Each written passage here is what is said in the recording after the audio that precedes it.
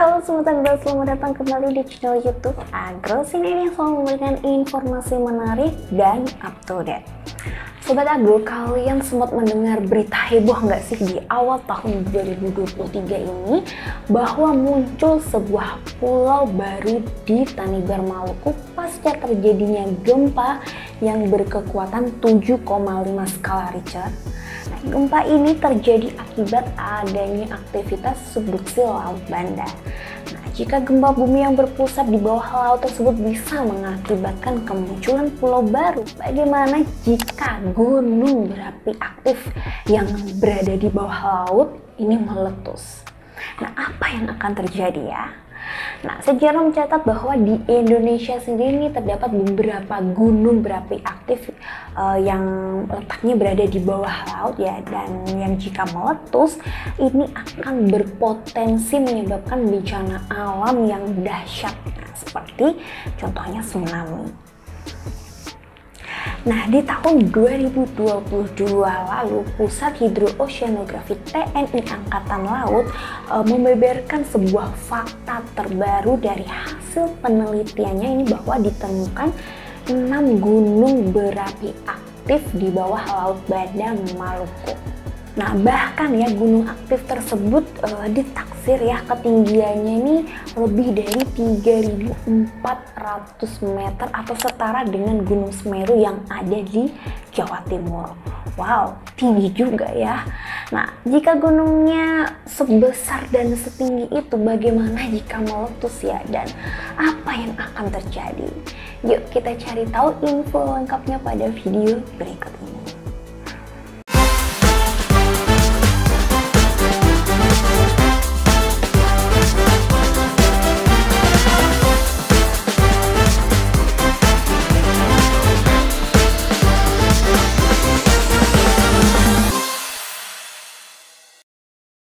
Sobat Agro, Indonesia tidak hanya memiliki gunung berapi yang kokoh menjulang tinggi di atas daratan saja.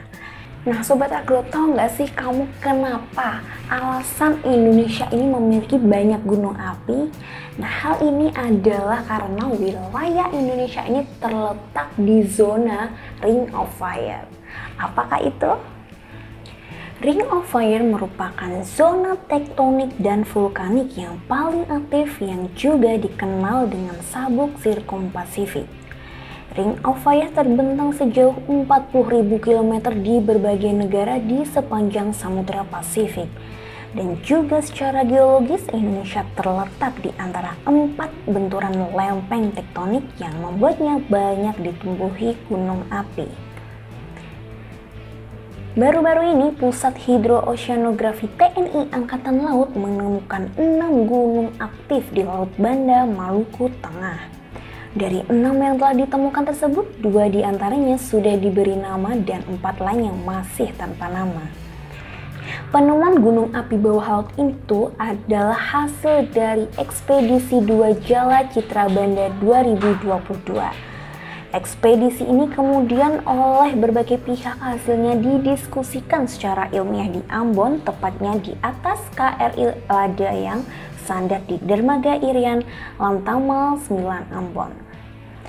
Ekspedisi 2 Jala Citra Banda dilakukan menggunakan peralatan yang canggih.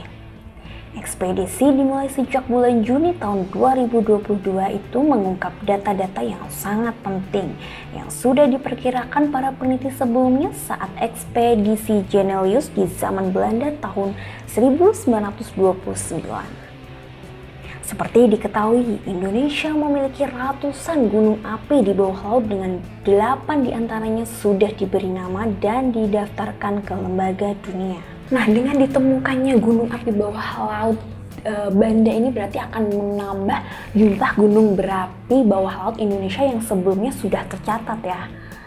Hal ini juga akan menggeser posisi gunung api Kawayu Barat yang sebelumnya menjadi gunung api bawah laut tertinggi di dunia. Karena berdasarkan hasil ekspedisi 2 Jala Citra Banda, tinggi gunung apinya diperkirakan mencapai 3.400 meter lebih atau setara dengan Gunung Semeru di Jawa Timur. Menurut Komandan Pusat Hidrografi Oceanografi TNI Angkatan Laut Laksamana Muda Nur Hidayat, Keenam gunung berapi bawah laut yang ditemukan di Laut Banda tersebut berpotensi meletus sehingga perlu dikaji lebih dalam untuk mitigasi bencana. Gunung api bawah laut meski tidak terlihat secara kasat mata di permukaan daratan dan tersembunyi jauh di dasar laut atau samudera, namun jika meletusnya ini akan menyebabkan bencana alam. Apa saja sih dampak yang akan terjadi? Yang pertama, adanya tsunami. Seringkali banyak orang yang tak menyadari bahwa gunung berapi bawah laut sebetulnya tak kalah berbahaya dari gunung berapi di daratan. Dampaknya bahkan bisa lebih serius apabila letusannya memiliki daya yang sangat kuat. Erupsi yang terjadi pada gunung berapi bawah laut berpotensi menyebabkan tsunami. Skala tsunami yang terjadi ditentukan dari kuatnya erupsi dari gunung berapi tersebut. Yang kedua, rusaknya ekosistem laut. Kawasan di bawah laut tentunya menyimpan banyak kehidupan makhluk hidup. Misalnya saja terumbu karang yang menjadi rumah bagi jutaan populasi biota laut. Letusan gunung api bawah laut akan membawa 3 hal ke dalam laut, yaitu air yang sangat panas, mineral, hingga bakteri. Hal ini jelas tidak akan membuat ekosistem di lautan berjalan dengan baik. Yang ketiga, terjadinya hujan asam. Hujan asam memang identik dengan letusan gunung berapi. Hal ini bisa memicu kerusakan ekosistem di beberapa wilayah yang terdampak. Beberapa dampak dari hujan asam antara lain adalah gangguan kesehatan bagi manusia, kerusakan tumbuhan, korosif, dan masih banyak lagi. Dan yang keempat pastinya adalah korban jiwa. Perlu dipahami Sobat Agro bahwa letusan gunung berapi di darat dan laut sama berbahayanya. Namun letusan gunung berapi bawah laut bisa dikatakan lebih kompleks. Erupsi vulkanik di laut sangat sulit terlihat dari daratan. Hal ini pun membuat pergerakannya juga sulit untuk diprediksi sehingga risiko tsunami besar juga mungkin terjadi sewaktu-waktu. Memahami dampak tersebut tentu banyak masyarakat khususnya yang tinggal di pesisir pantai atau di kawasan kepulauan harus ekstra waspada. Hal ini menjelaskan bahwa gunung berapi di bawah laut juga menyimpan potensi memakan banyak korban jiwa apabila tanda-tanda erupsinya tak dapat terdeteksi dengan baik.